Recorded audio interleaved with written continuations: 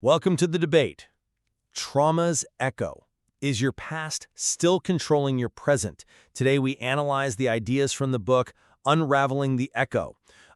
Imagine for a moment reacting to a slight, like an almost imperceptible shift in your partner's tone of voice with the exact same physiological panic as if a predator just walked into the room. Yeah, an incredibly common experience, honestly. Right, and you have to ask, why does a highly successful, completely rational adult suddenly feel, on a totally biological level, like a terrified 7-year-old? So we're looking at a topic today that represents a major, though often unspoken, life challenge, which is the long tail of childhood trauma. Specifically, we are examining the premise that unseen so-called little t traumas, experiences like chronic emotional neglect, or the subtle but pervasive invalidation of a child's feelings, or just highly inconsistent caregiving, that these create profound internal echoes. Exactly. And the core argument is that these echoes don't just, fade away with time.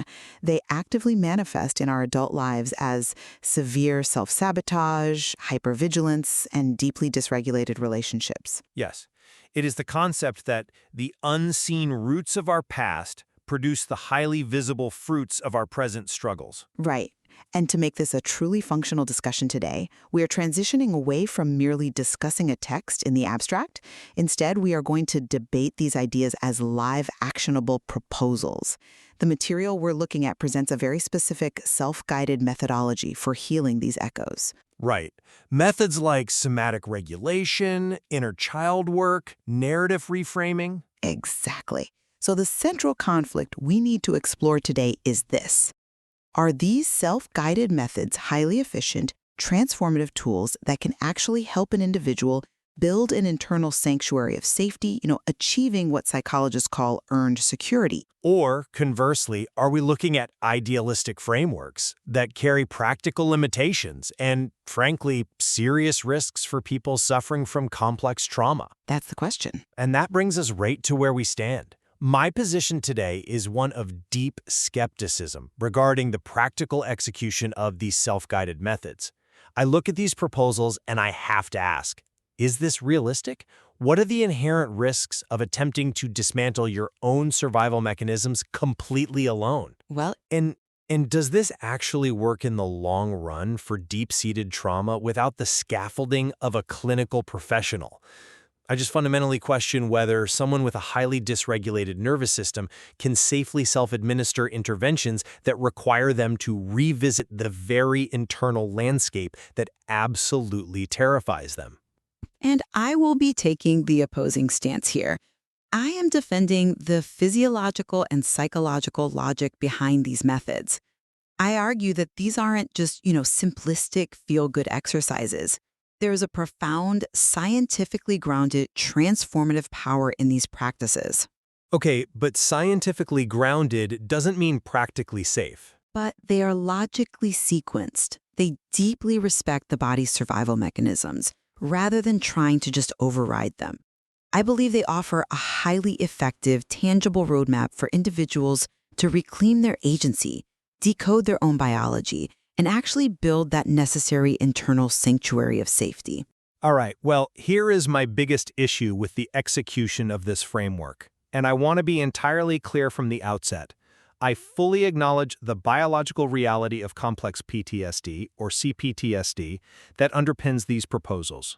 Right, the science is solid there. It is. The idea that prolonged relational trauma literally alters the brain's architecture is undeniable.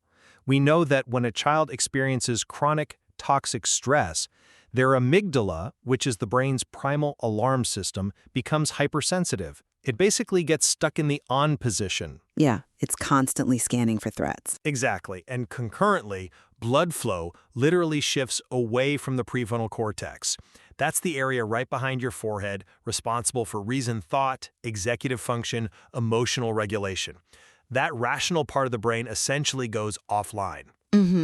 So I agree with the biological premise, but where my profound skepticism lies is in the practical efficiency of the recommended interventions. If an individual's amygdala is completely hypersensitive and their prefrontal cortex is offline, relying on self-guided frameworks to simply befriend the nervous system is incredibly fraught with risk. Wait, fraught with risk? How? Because attempting these deeply triggering exercises without professional containment could very easily lead to further dysregulation, or overwhelming flashbacks, or simply the absolute devastation of false hope. Of these proposals, and I see a system that is fundamentally empowering, precisely because it acknowledges that biological reality. The methods are not overly simplistic, They feel a bit simplistic to me. but they're not. We have to recognize that trauma responses like freeze, which is essentially psychological dissociation, or fawn, which manifests as extreme self-abandoning people-pleasing, these are actually brilliant, highly adaptive strategies. Well, sure, adaptive for a child in a bad environment. Exactly. They were developed by a child's brain to survive an unbearable environment. What these methods propose is utilizing tangible, physical tools to expand an individual's window of tolerance. They bypass that offline prefrontal cortex entirely. By just breathing? When you use a technique like diaphragmatic breathing, you aren't trying to think your way out of a panic attack. You are mechanically communicating directly with the vagus nerve. You are using physical biology to change psychology. Okay, I argue these methods are highly effective because they treat trauma not as a narrative of painful events that you need to analyze, but as a somatic, physiological phenomenon. You must address the physical body through somatic presence before any higher-order cognitive repair can even begin to occur. I see why you think that, but let me give you a different perspective. Let's move this directly into the body and test this most immediate proposed solution: somatic regulation. Let's do it. The logic of the window of tolerance sounds incredibly clean on paper, right? The theory is that you have a window of optimal arousal. If you get too stressed, you hyper-arouse into fight or flight. If you get overwhelmed, you hypo-arouse into freeze and numbness. But let's look at the messy reality of severe dysregulation. Right. The reality is that the nervous system is stuck. And that's exactly why practices like mindful movement and box breathing are proposed as the very first line of defense. But do they work for someone who is completely stuck? Let's explain how that actually works on a biological level. The vagus nerve is this massive information highway that wanders from your brainstem down through your facial muscles, your heart, your lungs, and straight into your gut. Sure. When you engage in structured breathing, like inhaling deep into the belly for 4 seconds, holding, and exhaling for 4, you are physically massaging that nerve. It acts like a literal brake pedal for your heart. It releases a neurotransmitter called acetylcholine, which forcefully slows your heart rate down. So it's just mechanics. Yes, you aren't just relaxing. You are injecting a chemical signal of safety into your bloodstream to override the adrenaline. You calm the primal alarm system at the root, rather than trying to reason with a brain that has shut off its logic centers. I'm not convinced by that line of reasoning because I question the realism of this approach where someone trapped in chronic hypoarousal, in that deep, dissociated state of freeze. Why wouldn't it work? Let me offer an analogy to explain why this can severely backfire. Asking a profoundly dissociated person, someone whose brain has literally severed their conscious connection to their body in order to survive unimaginable pain, asking them to suddenly sit perfectly still and focus on the coolness of their inhale is like asking someone in a sinking ship to focus on the exact temperature of the water. Oh, come on. That is a massive oversimplification. It's not. They are actively drowning in a sense of internal terror. What is the risk of utilizing these somatic tools when an individual's internal landscape feels fundamentally unsafe to inhabit? If your physical body was the actual site of your trauma, directing your undivided attention back into it without a trained guide isn't necessarily calming. It can be terrifying. But the guidance is right there in the framework. It can trigger a massive paradoxical panic response because you are suddenly feeling the massive reservoir of fear that you spent a lifetime successfully numbing out. I'm sorry, but I just don't buy that. Let me tell you why. You are assuming that somatic regulation requires an immediate, deep dive into the most vulnerable, painful parts of the physical self. and it absolutely doesn't. It requires focusing on the body. Yes, but the proposals are about establishing what we call a micro-anchor. Yes, for someone in a deep freeze state, the internal landscape feels like a highly dangerous neighborhood. But the instruction isn't to move into that neighborhood, buy a house, and unpack all your bags. Right. It's to stand on the absolute outer boundary of it. The instruction is simply to feel the physical sensation of your feet pressing against the floor, to notice the texture of the fabric on the chair you're sitting in. It is titrated. Titrated meaning? Meaning you introduce a tiny, manageable drop of physical awareness. Let the system process it, and step back. It is a slow, gentle activation. By rejecting these self-guided somatic tools out of hand due to the risk of overwhelm, we are essentially telling people that unless they have access to a specialized trauma therapist, which, let's be honest, is a massive privilege of time, geography, and money, they have absolutely no agency over their own biology. Okay, but let's say the box breathing and the foot grounding actually work. Let's say you successfully calm the heart rate and widen that window of tolerance. The problem is, the brain is still holding on to the original thread. Right, which is phase 2. Exactly. You haven't changed the underlying belief system, which forces us to look at the psychological side of these proposals, how we actually talk to that frightened part of ourselves. Once the body is marginally calm, the framework transitions into cognitive and emotional methods, specifically integrating the splintered parts of the self through inner child work and narrative reframing. And this is where the transformative power really takes hold. Befriending the wounded self, the inner child, is an essential step because you are finally addressing the root of the echo. If you can actually do it. The material applies the principles of narrative therapy here. It asks the individual to externalize the trauma, to recognize that the trauma is a horrific event that happened to them, not their core identity. By doing this, they can begin to identify what therapists call unique outcomes. Which are what, exactly? Moments of hidden resistance. Moments of profound strength that existed even within the abuse or the neglect. Maybe the child couldn't stop the emotional abuse, but they hid in their room and drew pictures to survive. That is resilience. Sure, it's a nice reframing. This isn't about toxic positivity or pretending the past wasn't awful. It's about actively transitioning from a scarred, victimized story to an empowered saga. It's about integrating the inner child's ancient, frozen fears with the conscious, protective wisdom of the adult self in order to break intergenerational cycles.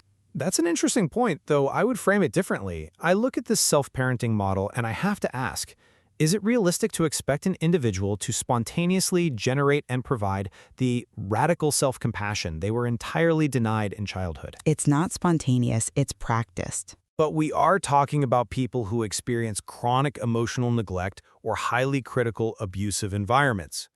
Their internal voice, their baseline internal monologue, is modeled entirely on those flawed caregivers. Trying to build self-compassion from scratch is like trying to hike a trail in the jungle that hasn't been walked in 30 years while completely ignoring the paved 6-lane highway of self-criticism right next to it. It's difficult, sure, but Telling someone to simply visualize the inner child and offer it the love you never received borders on asking them to speak a language they have never heard. My concern here is the significant risk of cognitive bypassing. wait, how so? Define cognitive bypassing in this specific context. Cognitive bypassing is when an individual intellectually rewrites their story. They write down the new empowered narrative in a journal. They learn to use all the right therapeutic buzzwords like holding space and honoring my truth, but without actually resolving the physiological trauma. So they just mask it. Exactly. They construct an intellectual shield. And part of what makes that shield so fragile is the reality of epigenetics, which these proposals touch on. We now know that trauma can literally tag our genes. Right. It doesn't change your DNA code, but it places chemical markers, methyl groups, on top of the DNA that turn the volume up or down on how you produce stress hormones like cortisol. You cannot simply journal your way out of an epigenetic tag. I'm not saying you can. But if you rely solely on this self-guided narrative rewriting, you risk creating a very fragile, highly intellectualized facade of healing that completely crumbles the moment a real-world relational trigger hits your nervous system. That's a compelling argument, but have you considered the explicit sequence of the methodology? What do you mean? The narrative rewriting does not happen in a vacuum. It is explicitly placed after the somatic regulation for exactly the reason you just mentioned. You cannot rewrite the story or build neuroplasticity if the nervous system is screaming that a tiger is currently in the room. Right. Assuming the somatic stuff worked in the first place. But once you have used those somatic tools to physically widen the window of tolerance, you can begin to reauthor the narrative. And regarding your point about the language of self-compassion being a foreign language, yes, it absolutely is a foreign language. But how do you learn a foreign language? You take a class with a teacher. You don't just wake up fluent, right?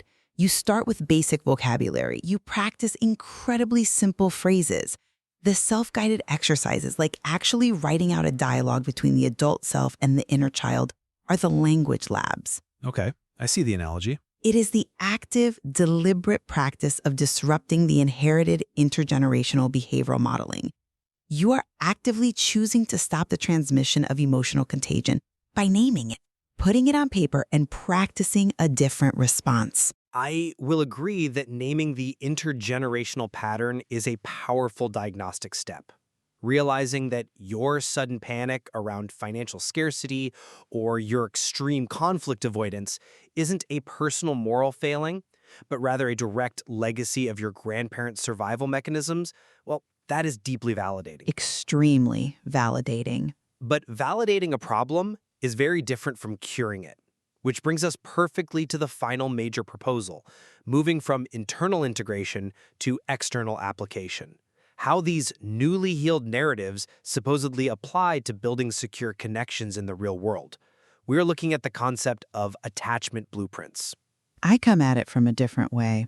I don't see this as a cure in the medical sense. I see it as a functional framework for achieving earned security. Right. The material breaks down attachment styles into 4 main categories: secure, anxious preoccupied, dismissive avoidant, and fearful avoidant. By decoding this blueprint, an individual can finally illuminate their own relational mysteries. Like why they self-sabotage. Exactly. Why do they always pull away and go cold when someone gets close? Why do they feel a desperate, consuming panic when a partner simply asks for a night alone? By identifying these deeply ingrained patterns and then setting conscious boundaries and practicing vulnerability with identified safe people, a person can actively rewire their attachment style. Through co-regulation, they don't have to be a victim of their childhood blueprint. They can earn their security. And here is where I must heavily critique the practical execution of this advice. The framework is pristine, it looks great in a diagram, but human relationships are profoundly, unpredictably messy. Well, obviously. Let's take the fearful avoidant attachment style, which often stems from the most chaotic or traumatic caregiving environments. A fearful avoidant individual fundamentally desires intimacy, but their nervous system equates connection with lethal danger. Right, it's a horrible paradox. Let's look at a real-world scenario. It's the agonizing paradox of sitting by the phone waiting for a text from a partner, feeling abandoned because they haven't replied, and then feeling instantly suffocated, trapped, and angry the second the person actually does reply. It's an exhausting push-pull dynamic. Very painful, yes. So how realistic is a self-help checklist instructing this person to simply seek reciprocal connections and practice vulnerability? If someone has a baseline of profound distrust, a checklist telling them to be vulnerable isn't just unhelpful, it's a recipe for a panic attack. It's not just a checklist, though. I argue that the material borders on the idealistic here. It potentially sets individuals up for massive failure and subsequent shame if they try to hack their attachment style without acknowledging that secure reciprocal relationships are incredibly difficult to find, let alone maintain, when your baseline blueprint is rooted in distrust. But without that explicit roadmap, without defining the attachment styles, what is the alternative? Just blindly repeating the cycle of sabotage for the rest of your life? Yes, a fearful avoidant individual struggles immensely with that suffocating push-pull dynamic. But the material isn't telling them to go out tomorrow and instantly forge a flawless, completely vulnerable marriage. It still asks them to take risks they aren't equipped for. It tells them to start by identifying one minor, manageable boundary they can set.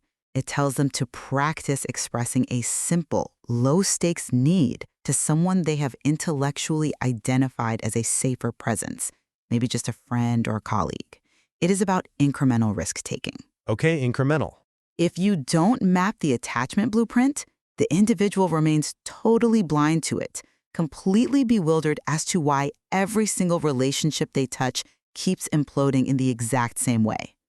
The logic here is that awareness provides a vital pause, a split second between the biological trigger and the habitual reaction, where, for the very first time, a new choice can be made. The awareness is valuable, yes. But the risk of self-triggering in real-time relational dynamics is incredibly high. If you take that incremental risk, if you try to practice vulnerability with someone you hoped was a safe person, and they dismiss you, or invalidate you, or betray you, the re-traumatization for a complex trauma survivor is severe. It's a setback, sure. It's more than a setback. This 6-lane highway of self-criticism immediately lights up with, "See, I told you it wasn't safe." That is exactly where the professional scaffolding of a therapist is required, to help process that rupture and prevent the individual from retreating back into the freeze state permanently. The material doesn't forbid therapy. In fact, it complements it perfectly. But it empowers the individual in the 167 hours of the week between therapy sessions. That's a fair point. Starting point for those millions of people who cannot access clinical care right now.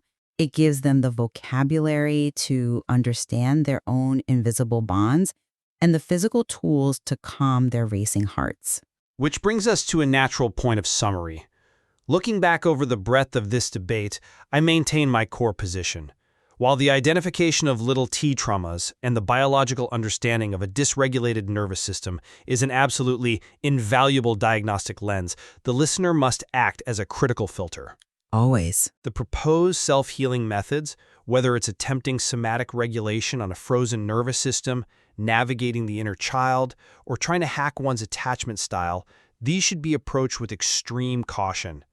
We have to recognize the very real risk of self-triggering when diving unaccompanied into the body's trauma memory. For true, lasting relational repair, relying solely on self-guided tools can be a setup for deep frustration or cognitive bypassing. External professional scaffolding is often a necessity, not an optional luxury. And I maintain that the physiological and psychological methods we've discussed are fundamentally empowering and highly practical. By offering a logical, step-by-step roadmap to decode your attachment style, to regulate the vagus nerve through physical somatic practice, and to actively disrupt intergenerational behavioral modeling, these practices provide a must-try foundation. A must-try foundation. Absolutely. They deeply respect the body's brilliant survival strategies while offering tangible, accessible ways to slowly reclaim one's life. It is about taking ownership of the healing process, utilizing neuroplasticity, and finally building an internal sanctuary of safety that no one can take away from you. Well, what we do absolutely agree on, as presented in the source material, is the undeniable reality that our unseen roots produce visible fruits. The way our early environments sculpt our nervous systems and our attachment blueprints dictates exactly how we perceive, react to, and move through the world today. Precisely.